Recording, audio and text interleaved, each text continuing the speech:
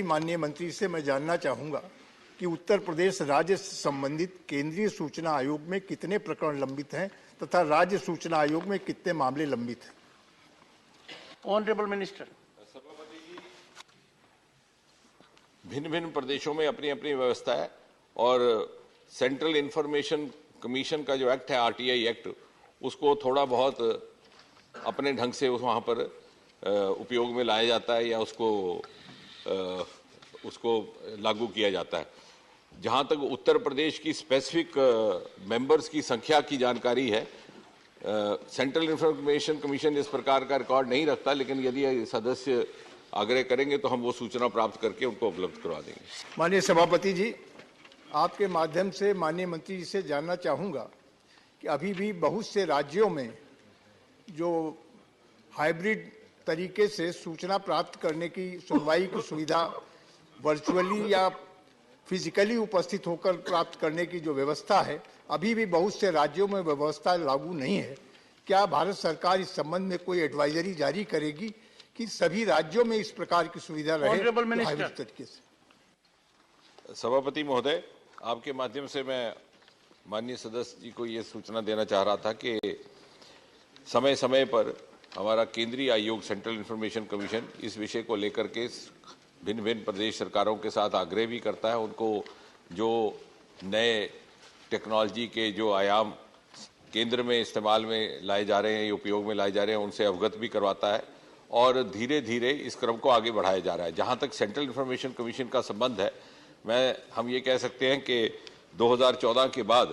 प्रधानमंत्री जी ने जिस प्रकार डिजिटलाइजेशन के क्रम को गति दी, उसका एक बेहतरीन उदाहरण है और वो इस बात से भी प्रमाणित होता है कि बावजूद कोविड के और कोविड आने से पहले ही इतना सक्षम हो गया था हमारा ऑनलाइन व्यवस्था का सिस्टम कि उसके ऊपर किसी प्रकार से कोई असर नहीं पड़ा, कोई प्रतिकूल प्रभाव पड़ने के बजाय, बल्कि ऐसा भी है एक उदाहरण जो जून 2020 में, जबकि कोविड के बावजूद डिस्पोजल ऑफ केसेस 1889 था और उसकी तुलना में पिछले जून में 2019 में, जबकि कोविड नहीं था, उससे कम 1398। कहने का तात्पर्य कि अगर हम 7 साल की भी तुलना करें, जो गुजरे 7 साल जिसमें कोविड के भी 2-3 साल आ जाते हैं और उससे पहले के भी, तो यूपीए सरकार की तुलना में हमारा डिस्पोजल रेट 92% से भी अधिक रहा, मोर देन 92%। और इसके अतिरिक्त हमारा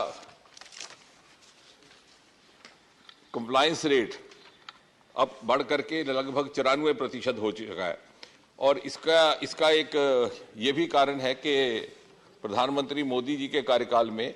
सेंट्रल इंफॉर्मेशन कमीशन के सदस्यों की नियुक्तियां भी समय समय पर होती रहीं। पिछली सरकार में कोई ऐसा भी बीच में अंतराल आता रहा जब मात्र 3 सदस्यों के साथ कमीशन काम करता था। यहाँ आज भी 8 सदस्य 10 में से हैं, 2 की अभी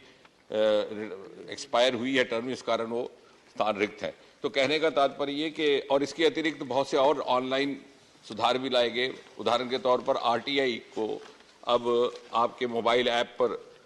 ला दिया गया है, कभी भी किसी भी समय आरटीआई दर्ज करवाया जा सकता है। और ये सारा प्रक्रियाओं का सरलीकरण होना और